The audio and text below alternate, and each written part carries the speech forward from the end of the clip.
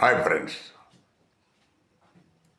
ఈ SC ST sub component plan అనేది అది కేవలము కాగితాలకే పరిమితం అయిపోయింది.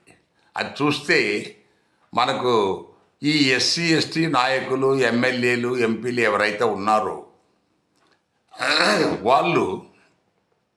వాళ్ళు టికెట్ ఇచ్చిన పార్టీల నియమావళికి కట్టుబడి ప్రభుత్వాన్ని ప్రశ్నించకూడదు.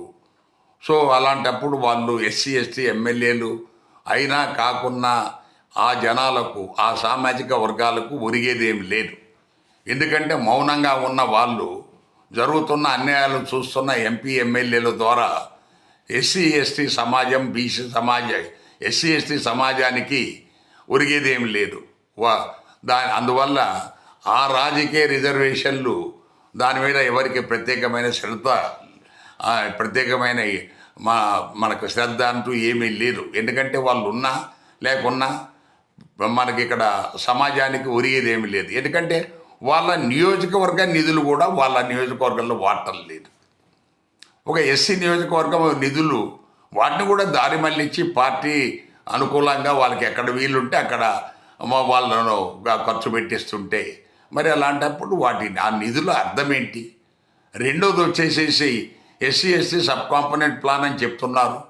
సో బడ్జెట్లో 15%, 7.5% ఎస్సీలకు ఎస్టీలకు రిజర్వ్ చేస్తున్నారు. అవి బడ్జెటెడ్ ఫండ్స్.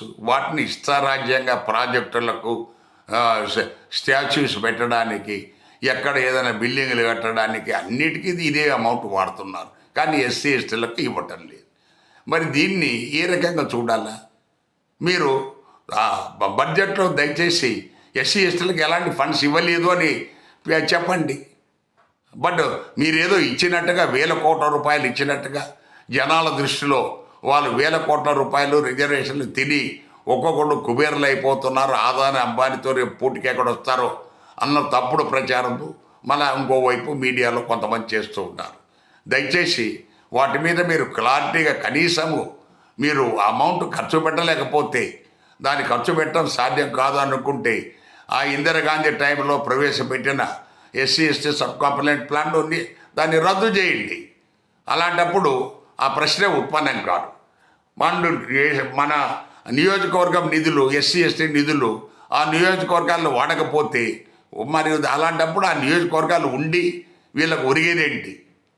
సో దయచేసి మీరు వీళ్ళకు ఎంతకాలం 75, 76, 80 ఏళ్ళ నుంచి వాళ్ళను అణగదొక్కుతూనే ఉన్నారు. కనీసం వాళ్ళకు అవకాశం ఇవ్వండి పైకి రా.